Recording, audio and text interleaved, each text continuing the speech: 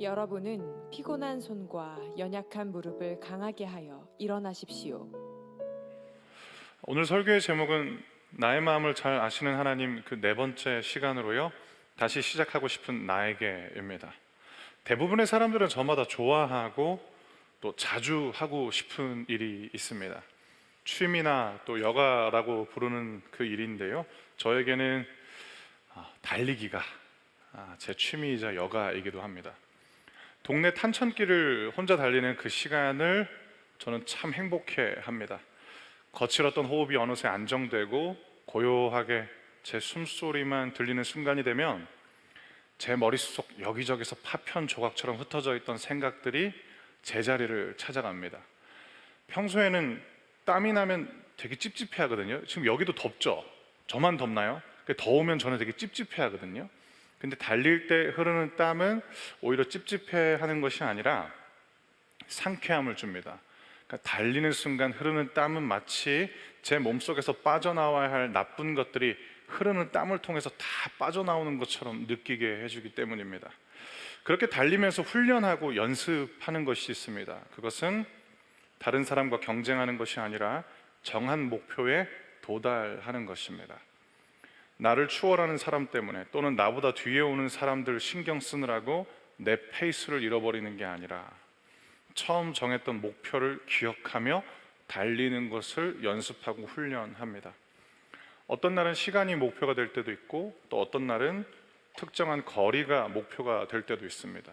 그렇게 목표를 향해서 달리는 걸 통해 저는 제가 무엇에 집중해야 되는지 배우고 또 배우곤 합니다. 그것은 불필요한 경쟁에는 시선을 돌려버리고 하나님이 나에게 주신 약속과 그분의 뜻과 계획이 이루어지는 것을 위해 살자는 것입니다. 그러다 올 2월에 교통사고가 났습니다. 눈에 잘 보이지 않는 블랙 아이스에 미끄러져서 가드레일을 추돌하는 사고였는데 제 차는 그 자리에서 폐차가 되었고 시간이 갈수록 목과 허리에 통증이 심해졌습니다. 아내가 보는 앞에서 얼굴이 하얗게 질려버린 채 식은땀을 흘리면서 그냥 주저앉았고 이른이 넘은 제 장인어른은 저를 부축해주고 저는 장인어른의 그 등산 스틱에 의지하면서 그렇게 병원에 갔던 기억이 납니다. 꽤 오랫동안 치료받았습니다. 치료받을 때마다 의사 선생님한테 늘 같은 질문을 드렸습니다. 제가 달리기를 좋아하는데 언제 다시 달릴 수 있을까요? 달리기가 저처럼 목이나 허리가 안 좋은 사람들한테도 좋은 운동일까요? 왜 그것을 그 의사 선생님을 만날 때마다 계속 했었는가? 다시 달리고 싶었고 그 시간이 최대한 빨리 왔으면 했기 때문에 진료받을 때마다 그 의사 선생님이 지겨울 정도로 같은 질문을 드리곤 했습니다. 그렇게 물으면 의사 선생님은 저한테 늘 같은 답을 주셨어요. 제가 달려도 괜찮다고 할 때까지는 절대로 달리시면 안 됩니다. 그리고 또 하나, 다 나으시면 가급적 자주 달리십시오. 달리기는 환자분 같은 사람들한테 굉장히 좋은 운동이 될 겁니다 라는 것을 그 의사 선생님은 저를 볼 때마다 해주셨어요. 그렇게 한동안 저는 달릴 수 없는 상태로 살았습니다. 3달간의 치료가 다 끝나고 의사 선생님한테 드디어 그토록 듣고 싶었던 이야기를 듣게 됩니다. 오늘부터 천천히 달리셔도 돼요. 너무 기뻤습니다. 그래서 집에 와서 다시 달리려고 운동화 끈을 묶다가 2가지 생각 때문에 달리지 않았어요. 첫째, 천천히 달리다가 이내 흥분해가지고 또 빨리 달리다가 다칠까봐 걱정이 됐어요. 그만하자. 또 하나, 3달 동안 달리지 않다 보니까 다시 달릴 수 있는데도 별로 달리기를 하고 싶지 않아졌습니다. 아이러니하게도 하고 싶었던 일인데 또 너무나도 좋아하는 일이었는데 막상 다시 시작하려고 하니까 귀찮았습니다. 귀찮은 마음이 그동안에 키워왔던 의욕을 한순간에 이겨버리는 것을 경험했습니다. 그래서 운동복도 벗어버리고 그날 그냥 먹고 싶은 거 다 먹고 일찍 잤어요. 그렇게 봄을 보내고 여름을 맞이했는데 저도 역시 기적의 논리로 저를 설득하기 시작했어요. 그게 뭐냐? 올 여름 엄청 덥다는데 더위 좀 풀리면 다시 달리자. 여러분, 신앙도 똑같습니다. 잘 달리다 어느 날은 달릴 수 없는 상태가 될 때도 있어요. 그러면 하나님은 우리를 회복시켜 주십니다. 그리고 다시 하나님께 달릴 수 있는 상태가 될 때까지 하나님은 그 회복의 여정을 멈추지 않으십니다. 그리고 나서 하나님은 우리에게 이제 회복됐다라고 말씀하십니다. 아니 목사님, 하나님이 나에게 회복됐다라고 말씀하시는 게 어떤 의미일까요? 한번 들어봐 주시겠어요? 하나님이 너 이제 회복됐어 라는 말씀을 어떤 사인을 통해서 우리에게 주시냐면, 이제 다시 시작해야 된다고, 다시 예전처럼 하나님을 만나는 자리, 예배하는 자리, 기도하는 자리, 그리고 믿음의 사람들과 이처럼 함께하는 자리, 그리고 또 하나 중요한 것, 나에게 주어진 일에 성실히 반응해야 되는 자리에 가야 된다라는 생각을 우리 안에서 일어나게 해주시는 거죠. 하지만 우리는 이런저런 핑계로 다시 시작하게 하시는 하나님의 초대를 거부합니다. 때로는 나에게 말씀하시는 하나님보다 내 자신에 대한 불신을 더 신뢰하기 때문에 이제 다시 시작해야 되는데 하나님의 그 초대를 거부할 때도 있고, 또 어떤 때는 하나님을 찾는 믿음의 자리로 나아가는 게 그냥 귀찮기 때문에 내 마음은 다시 시작해야 된다라고 나를 독려하지만 그 귀찮음과 실증으로 그 동료를 덮어버리곤 합니다. 그 자리로 나아가는 대신 내가 선택한 시간들이 한심하고 별 볼 일 없어도 그냥 귀찮다라는 이유로 다시 시작하지 않는 거죠. 이처럼 게으름과 실증은 다시 시작하려는 우리들의 발목을 붙잡는 끈끈이와도 같습니다. 사랑하는 성도 여러분, 사실 우리는 알고 있어요. 이렇게 사는 건 아니다, 다시 시작해야 된다, 그 다짐 우리는 수차례 수십 번도 더 해봤습니다. 여러분, 하나님은 원망할 수 없어요. 왜냐하면 하나님은 이미 하나님의 일을 다 하셨기 때문입니다. 우리는 로봇이 아니잖아요. 그리고 우리는 설계된 프로그램도 아니에요. 하나님이 우리를 당신을 닮은 당신의 형상으로 만드셨습니다. 그건 무엇인가? 사람에게 주어진 자유가 그 증거인데, 하나님도 대신해 주지 않는 우리만이 해야 할 일을 하나님은 우리에게 주셨습니다. 그래서 하나님이 지금 말씀하시는 거죠. 이제 너희 차례다. 여러분 그거 아세요? 여러분의 마음속에서 지금 일어나고 있는 다시 시작하고 싶은 마음도 하나님이 주신 것입니다. 회복에 대한 간절함, 좋았던 때로 다시 돌아가고 싶은 마음의 열망은 우리 안에서 자연스럽게 일어나는 것이 아니라 하나님으로부터 주어진 새 마음인 것입니다.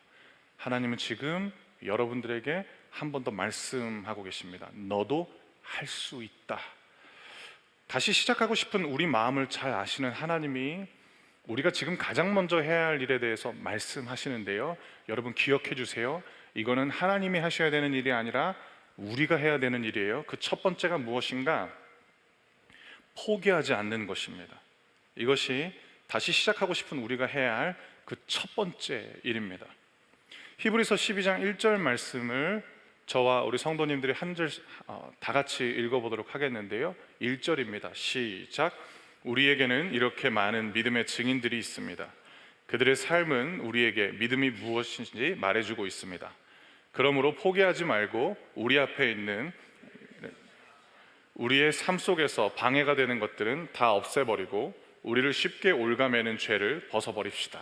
아멘.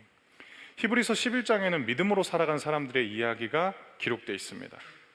구약 성경에 더 자세히 기록되어 있는 이 사람들의 이야기를 히브리서 11장은 하나의 문장으로 그들의 삶을 정의해 주는데, 이들은 믿음으로 살아간 사람들이다 라고 우리에게 이야기합니다.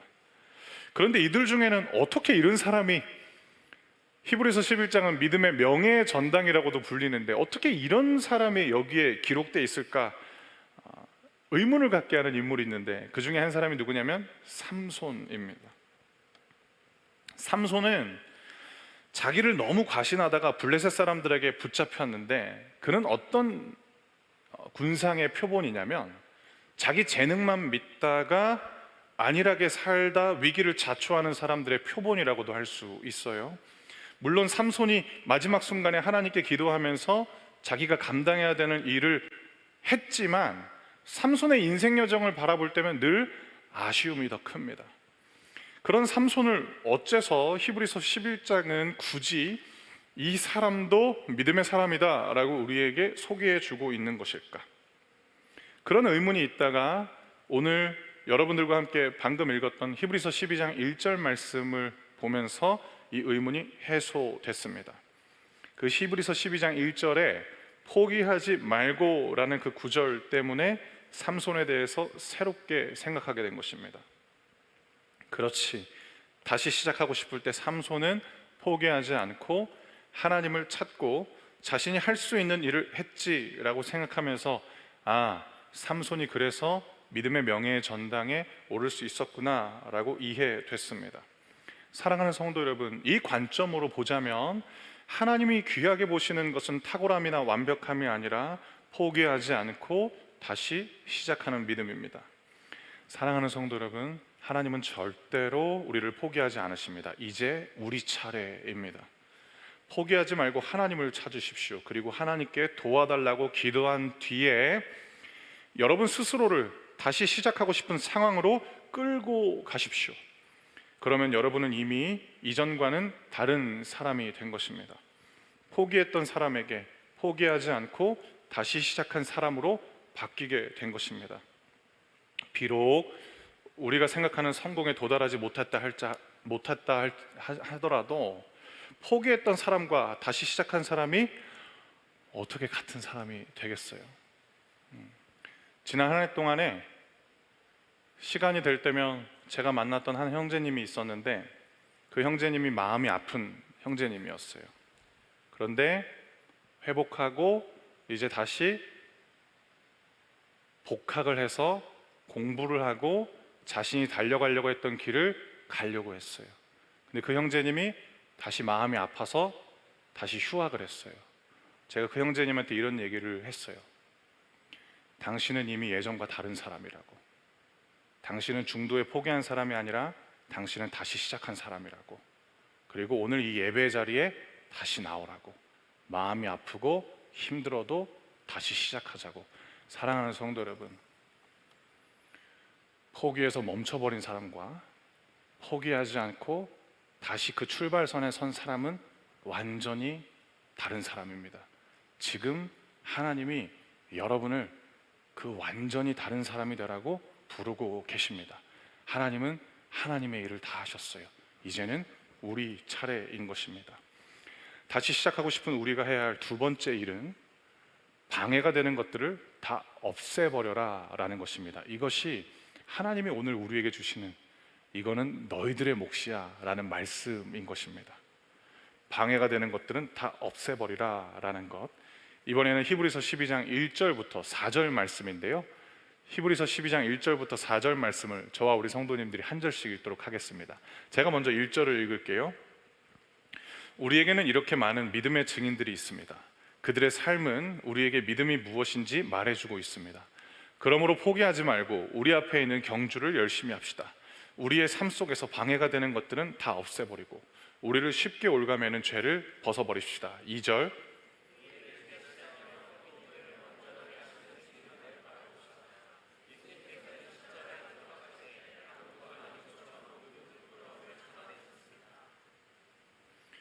예수님께서는 하나님께서 예비해 두신 기쁨을 기대하셨기 때문에 그렇게 하실 수 있었던 것입니다. 이제 그분은 하나님 보좌의 오른편에 앉아 계십니다. 그냥 제가 다 읽을게요. 예수님을 생각하십시오. 예수님께서는 죄인들이 그를 미워해서 악한 일을 할 때에도 묵묵히 참으셨습니다. 지칠 때라도 낙심하지 말고 예수님의 본을 따르기 바랍니다. 여러분은 죄에 맞서 싸우고 있지만 아직 죽을 정도까지 싸워보지는 않았습니다. 아멘.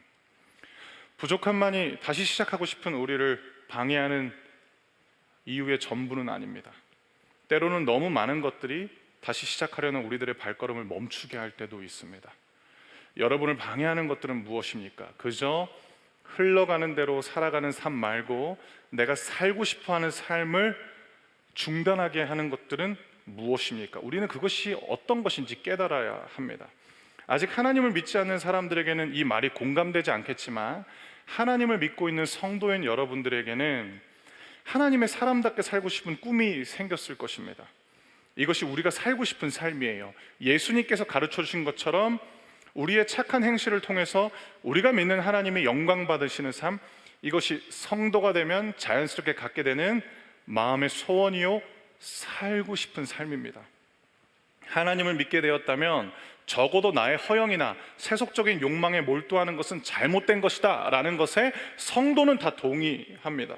세속적인 목표와 기준을 벗어버리고 하나님의 사람답게 살아야겠다라는 마음이 들지만, 동시에 우리 눈에는 하나님의 사람답게 살지 못하게 하는 것도 너무나 많이 보이곤 합니다. 그런데 하나님은 오늘 우리를 다시 시작하지 못하게 가로막는 것이 많아 보이는 것 같지만 실상은 하나다라고 말씀하시는데, 여러분, 그게 바로 죄입니다. 죄란 무엇일까? 죄는 하나님과 반하는 선택들인 것이고, 또한 죄는 하나님이 주시는 정서와 반대되는 마음을 품는 것입니다. 마음이 중요한 것은 마음이 삶의 태도를 결정하기 때문입니다. 입 밖으로 표현하지 않는다고 해서 아무런 마음이나 가져도 되는 것은 절대로 아닙니다. 삶의 태도란 우리들의 내면의 외적 표현이기 때문에 죄를 품고 있다면 반드시 죄를 지을 수밖에 없습니다. 그래서 예수님도 거룩과 정결의 시작을 우리들의 내면으로 가져오신 이유이기도 합니다. 우리는 자신도 모르게 죄에 대해서 싸울 마음조차 갖지 않을 때가 너무너무 많습니다. 어떤 때는 다른 사람들도 이 정도는 다 짓고 사는데 뭐하러, 내가 뭐라고 그것까지 안 하면 살아야 될까? 또 어떤 때는 나의 부족함과 연약함을 이유 삼아서 나는 이 죄를 뿌리칠 수 없는 사람이야, 나는 연약하다라고 단정 짓곤 합니다. 하지만 죄를 벗어버리는 방법은 나를 바라보는 것도 아니고 타인을 바라보는 것도 아니고 예수를 바라보는 것입니다. 그것이 바로 히브리서 12장 2절부터 3절 말씀인데, 이 말씀을 성도인 여러분 자신의 마음에 새기시길 바랍니다. 제가 히브리서 12장 2절부터 3절 말씀을 한 번 더 읽어드리겠습니다. 우리 믿음의 시작이며 또 믿음을 완전하게 하시는 주님만을 바라봅시다. 예수님께서는 십자가에서 돌아가실 때 아무것도 아닌 것처럼 모든 부끄러움을 참아내셨습니다. 예수님께서는 하나님께서 예비해 두신 기쁨을 기대하셨기 때문에 그렇게 하실 수 있었던 것입니다. 이제 그분은 하나님 보좌의 오른편에 앉아 계십니다. 예수님을 생각하십시오. 예수님께서는 죄인들이 그를 미워해서 악한 일을 할 때에도 묵묵히 참으셨습니다. 지칠 때라도 낙심하지 말고 예수님의 본을 따르기 바랍니다. 아멘. 죄는 예수를 바라볼 때 비로소 벗어버릴 수 있습니다. 이 경험은 예수님을 바라본 사람만이 할 수 있습니다. 예수님을 바라보는 방법은 그분의 생애와 가르침을 기록하고 있는 말씀을 읽는 것이요, 그리고 그분이 우리에게 약속하신 것처럼 예수의 이름을 우리들의 삶의 현장 가운데 찾는 것입니다. 그것이 바로 예수님을 바라보는 것입니다. 그러면 예수님은 죄를 벗어버리게 만드는 새 마음과 새 의지를 성도인 여러분에게 선물로 주십니다. 물론 그러다가 또 패배할 때도 있습니다. 하지만 그 패배의 경험 때문에 다시 우리를 방해하는 죄의 지배 아래로 들어가서는 안 됩니다. 하나님은 히브리서 12장 4절을 통해서 우리에게 강력한 동기부여를 제시하는데요, 이 히브리서 12장 4절 말씀은 그 어떤 쇼츠 영상보다 더 강력해요. 제가 읽어드릴게요. 여러분은 죄에 맞서 싸우고 있지만 아직 죽을 정도까지 싸워보지는 않았습니다. 아멘. 여러분, 와, 진짜 이거 제 가슴을 다 보여드릴 수도 없고, 진짜 저는 이 말씀을 읽을 때마다 전투력 막 10,000배 상승이에요. 여러분, 다른 거랑 싸우지 마세요. 여러분들을 지배하려고 하는 그 거짓된 세력을 향해서 맞서 싸우세요. 죄랑 죽을 힘을 다해서 한번 싸워보세요. 치열하게 예수님의 이름을 부르면서 죄한테 굴복당하는 것을 당연시하지 마시고 치열하게 한번 싸워보시길 바랍니다. 그러면 예수님이 여러분들의 삶의 현장에서 승리하게 되실 것이고, 여러분들은 예수의 제자들이기 때문에 예수님이 승리하시는 그 은혜의 현장에 참여하게 될 것입니다. 이것이 여러분들을 향한 하나님의 은혜의 초대인 거죠. 이제는 너희 차례다라는 것, 방해가 되는 것들, 즉 죄를 다 없애버리십시오. 예수를 바라봄으로써 결국 죄와 싸워 승리하시게 되길 주의 이름으로 축복합니다. 세 번째, 우리가 해야 될 일, 다시 시작하고 싶은 우리가 해야 될 일은 무엇인가? 그것은 고난과 고통을 더 나은 사람이 되게 하는 기회로 삼는 것입니다. 히브리서 12장 5절부터 11절 말씀인데요, 이 말씀 저와 우리 성도님들이 한 절씩 읽어보도록 하겠습니다. 우리 성도님들이 먼저 5절을 읽어보실까요? 시작.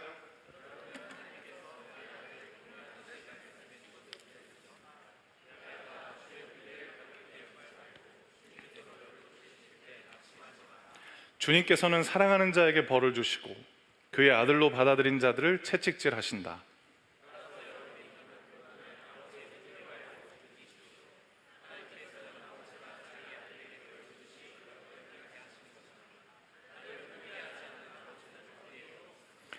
아들이면 훈계를 받게 마련입니다. 만일 여러분에게 아무 훈계가 없다면 여러분은 사생아이며 참아들이 아닙니다.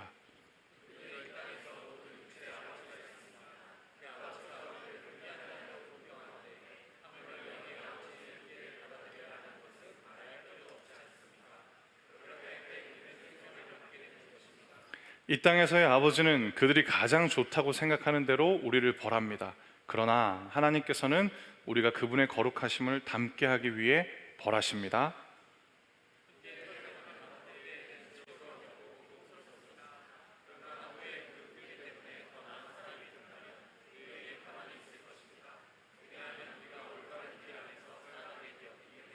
아멘.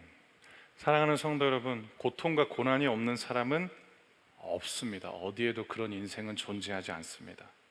하나님을 믿는 사람이건 하나님을 믿지 않는 사람이건 간에 죄로 인해서 가시와 엉겅퀴가 난 이 세상을 살아간다는 점은 다르지 않습니다.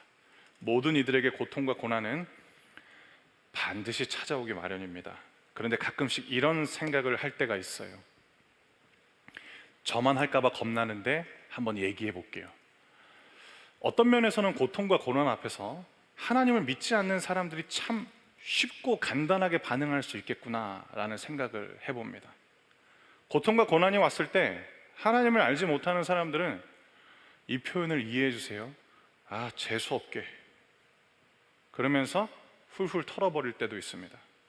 또는 신랄하게 남을 판단하거나 탓하면서 그 고통과 고난을 흘려버릴 때도 있고, 아니면 내가 태어난 또 내가 자라온 환경을 탓하면서 고통과 고난을 마주할 때도 있습니다. 이거 다 누구누구 탓이야 이러면서 그냥 살아가는 거죠. 그런데 하나님을 믿는 사람에게 고난과 고통은 결코 가볍지 않은 질문 앞에 마주하게 하는데, 왜 하나님은 나에게 이 고통과 고난을 허락하셨을까라는 겁니다. 왜 하나님은 막아주지 않으셨을까? 결국 하나님이 이 고통과 고난을 허락하셨기 때문에 내가 지금 이렇게 살아가고 있는 거 아닌가라는 결코 가볍지 않은 이 질문 앞에 서게 하기 때문에, 때로는 하나님을 믿지 않는 사람보다 하나님을 믿는 사람에게 고통과 고난이 주는 삶의 무게가 더 무거운 것은 아닌가라는 생각도 해봅니다. 이 질문은, 즉 왜 하나님은 나에게 고통을 허락하셨을까라는 이 질문은 하나님의 선하신 성품에 대한 의문을 갖게 할 뿐만 아니라 예수님이 가르쳐 주신 기도를 따르는데 주저하게 만듭니다. 나의 뜻대로 하지 마시고 하나님의 뜻대로 해주십시오 라는 이 예수의 기도, 우리에게 찾아오는 고통과 고난에 대해서 망각하고 있을 때는 이 기도가 잘 나오는데, 내 삶의 현재가 고통과 고난이라면, 그리고 이러한 시간들을 자주 경험하다 보면 예수님이 가르쳐 주신 기도, 내 뜻대로 하지 마시고 하나님의 뜻대로 해주십시오 라는 이 기도는 마치 불행한 결말을 암시하는 복선처럼 다가오는 거죠. 그래서 겁이 나요. 그런 우리에게 히브리서는 고통과 고난을 어떻게 해석해야 되는지 가르쳐 줍니다. 사랑하는 성도 여러분, 해석이 중요한 것은 상황 속에 숨어있는 의미를 발견하기 때문에 해석이 중요한 거잖아요. 그리고 의미는 우리로 하여금 살아가고 움직일 수 있는 힘을 제공하는데, 결국 어떻게 해석하느냐는 어떤 의미를 발견하게 하고 또 어떤 힘으로 살게 할 것인가를 결정하기 때문에 해석이 중요하지 않습니까? 즉 히브리서 12장 5절부터 11절은 믿는 이들이 고난과 고통 앞에서 갖춰야 될 해석학 강의의 요약본이라고 할 수 있는데, 하나님이 이렇게 말씀하시는 거죠. 하나님을 믿는 나의 자녀들이여, 고난과 고통을 부모가 없는 고아는 결코 받을 수 없는 아버지의 훈계로 받으라. 여러분 한번 상상해 보시겠어요? 아무것도 모르는 어린 아이가 한 명 있어요. 자라면서 그 아이가 언제나 옳은 결정을 할 리는 만무합니다. 때로는 천진난만하게 위험 속으로 들어갈 때도 있고, 때로는 아주 해맑게 웃고는 있지만 자신을 해할지도 모르는 그 물건을 향한 강한 집착으로 그거를 안 가지면 난리 난다라는 심정으로 다가갈 때도 있습니다. 그럴 때 부모는 어떻게 하느냐? 아이에게 재빨리 달려가서 매몰차게 빼앗을 때도 있고, 아니면 들쳐 업고 그 자리에서 나와버릴 때도 있습니다. 그러면 아이는 어떻게 하느냐? 기를 쓰고 울곤 합니다. 온갖 원망과 서러움으로 왜 나한테 이거 뺏어가냐고, 왜 내가 이거 갖지 못하게 하냐고, 한 발짝만 내가 더 다가가면 내가 궁금했던 것 다 해결되는데 왜 나를 그 한 발짝 바로 직전에서 다른 곳으로 옮기냐고 아이는 분노합니다. 히브리서 12장은 우리에게 찾아오는 고통과 고난이 바로 그러한 아버지의 훈계와 훈육이다라고 말씀하는 겁니다. 때로는 하나님께서 우리에게 고통과 고난을 허락하십니다. 그 시간을 허락하시는 이유와 목적이 바로 여기 있는데, 이번에는 히브리서 12장 10절과 11절 말씀을 저와 우리 성도님들이 한 절씩 읽도록 하겠습니다. 제가 먼저 10절을 읽고 여러분들이 11절을 읽어 주십시오. 이 땅에서의 아버지는 그들이 가장 좋다고 생각하는 대로 우리를 벌합니다. 그러나 하나님께서는 우리가 그분의 거룩하심을 닮게 하기 위해 벌하십니다. 11절.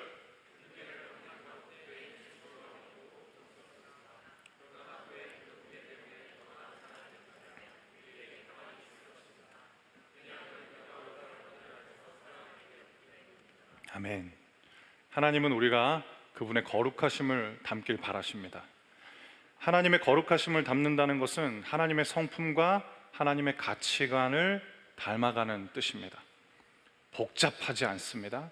하나님이 좋아하는 것을 우리도 좋아하게 되고, 하나님이 싫어하는 것을 우리도 싫어하게 되는 것이 하나님의 거룩한 성품을 닮아가는 것입니다. 그리고 그렇게 살다 보면 결국 이 명령이 누구를 위한 명령인지 알게 되는데, 나를 위한 명령이요, 나의 유익을 위한 하나님의 가르침입니다. 하나님은 이제 어떻게 살아야 하는지 알 것 같으면서도 잘 모르겠는 우리에게 당신이 좋아하시는 것과 싫어하시는 것을 가르쳐 주시면서 좋은 삶이 무엇인지 보여주십니다. 이 말씀과 명령은 우리들의 자유를 빼앗기 위한 종교적인 올무가 아니라 우리의 자유를 잃어버리지 않도록 하기 위한 안전한 울타리입니다. 그렇게 하나님의 거룩하심을 닮아가다 보면 우리는 이전보다 더 나은 사람이 돼 있습니다. 고난과 고통 때문에 기가 한풀 꺾여서 힘없는 사람이 돼 있는 게 아니라, 그 시간을 통해서 하나님이 좋아하시는 것과 싫어하시는 것을 알게 되고 배우게 되면서 어느덧 하나님의 성품을 더 닮은 존재로 변화되어 있는 것입니다. 고통과 고난을 누가 반기겠습니까? 다만 그 시간은 우리에게만 오는 것이 아닙니다. 모두에게 어김없이 찾아옵니다. 하나님을 믿는 우리는 그 시간을 불행과 슬픔에 잠긴 시간으로 삼는 것이 아니라 더 나은 사람이 되게 하는 기회로 삼아야 된다라는 것, 하나님이 우리에게 말씀하십니다. 그거는 너의 몫이란다. 사랑하는 성도 여러분, 제가 한 주간 겪었던 은혜를 나누고 그리고 마지막 네 번째 말씀을 전하면서 오늘 설교를 마치려고 해요.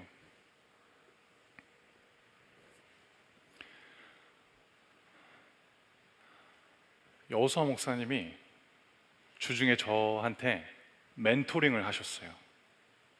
일 얘기가 아니라 멘토링이었어요. 너가 안식월 끝나고 돌아와서 너의 설교를 내가 매주 봤다고. 이제 그러면 저는 이제 여러 생각을 하는 거죠. 내가 잘했나? 근데 저한테 너의 얼굴에 조급함이 보인다고. 근데 맞아요. 조급함은 저의 약점이거든요. 저는 조급한 사람이에요. 여러분들은 시간을 어떻게 생각하세요? 저는 매일매일 주어지는 그 시간이 저한테는 어떻게 느껴지냐면, 내가 가고 싶은 것은 저 앞방향인데 나를 점점 뒤로 가게 하는 물살처럼 느껴져요. 그래서 저는 아침에 눈을 뜨면 너무 조급해요. 그냥 흘러가는 대로 살면 그 자리에 있는 게 아니라 나는 점점점 뒤처지는 인생이 되는구나 라는 생각이 저를 굉장히 힘들게 해요.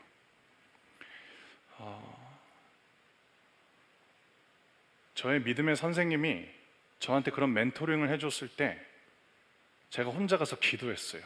하나님, 나는 조급함에 갇혀있는 사람입니다. 하나님, 저를 이 조급함으로부터 구해달라고 기도드렸어요. 그리고 금요일날 금요기도 집회를 섬기기 전에 아침에 달리기를 하고 있었어요. 물살이 보이는 거예요. 안 그래도 그 물살 때문에 스트레스 받는데 이렇게 달리는데 오리들이 이렇게 수영하고 있고 이렇게 물살이 이렇게 보이는 거예요. 달리기 싫어가지고 그냥 멈췄어요. 달리다가 걷고 있는데 하나님이 저한테 주신 마음은 뭐냐면, 내가 물살을 바꿔줄게. 내가 물살의 방향을 바꿔줄게. 너 예수 닮은 사람 되고 싶잖아. 시간을 너의 편으로 내가 바꿔줄게. 그거는 내가 할 수 있는 일이야. 너는 너의 일을 하고 나는 내가 할 수 있는 일을 하고, 그렇게 너에게 시간의 의미를 바꿔줄게. 사랑하는 성도 여러분, 조급함 때문에 다시 시작하고는 있지만 사실은 제대로 시작하지 못하는 분들에게 제가 만난 하나님을 선물해 드리고 싶습니다. 여러분, 하나님은 우리들에게 시간의 흐름까지 바꿔줄 수 있는 분이시잖아요. 그 하나님은 실수함 없이 당신의 일을 행하실 것이고, 우리는 우리가 하는 일을 하면 됩니다. 여러분, 오랫동안 앉아 계셨는데 한번 그 자리에서 한번 일어나 주시겠어요? 그리고 이 우리를 향한 마지막 메시지를 읽는 시간을 가질 텐데요, 다시 시작하고 싶은 우리에게 하나님이 이건 네 몫이란다 라고 말씀하시는 그 네 번째 메시지는 무엇이냐면, 피곤한 손과 연약한 무릎을 강하게 하여 일어나라 라는 말씀이에요. 히브리서 12장 12절 말씀인데 다 같이 읽어보실까요? 시작. 여러분은 피곤한 손과 연약한 무릎을 강하게 하여 일어나십시오. 한 번만 더 읽어볼게요. 시작. 여러분은 피곤한 손과 연약한 무릎을 강하게 하여 일어나십시오. 아멘. 눈을 한번 감아 보시겠어요? 하나님은 우리의 피곤함과 연약함을 다 알고 계세요. 그럼에도 불구하고 강하게 하여 일어나라 라고 말씀하세요. 왜냐? 그게 우리가 할 일이기 때문입니다. 그리고 나면 이제 하나님은 여러분들의 인생을 향해서 하나님이 하실 일을 하실 것입니다. 우리가 포기하지 않고 연약함에도 불구하고 강하게 해서 이렇게 일어나면 우리는 결국 완주하게 될 것입니다. 왜냐하면 하나님은 결코 실패하지 않을 것이기 때문입니다. 이 하나님이 여러분의 하나님이십니다. 여러분을 위해서 제가 기도하겠습니다. 하나님, 그렇습니다. 나는 비록 약하다 해도 하나님은 약하지 않으십니다. 하나님, 다시 시작하고 싶어하는 우리들의 마음에 연약함이 있다면 하나님의 강함으로 다 덮어 주시옵소서.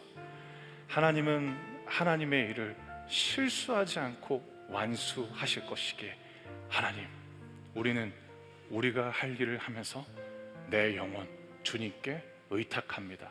하나님, 인생의 경주, 믿음의 경주를 완주하게 하여 주시옵소서. 이 모든 말씀 우리에게 실수하지 않으시는 하나님을 선물로 주신 예수님의 이름으로 기도드렸습니다. 아멘.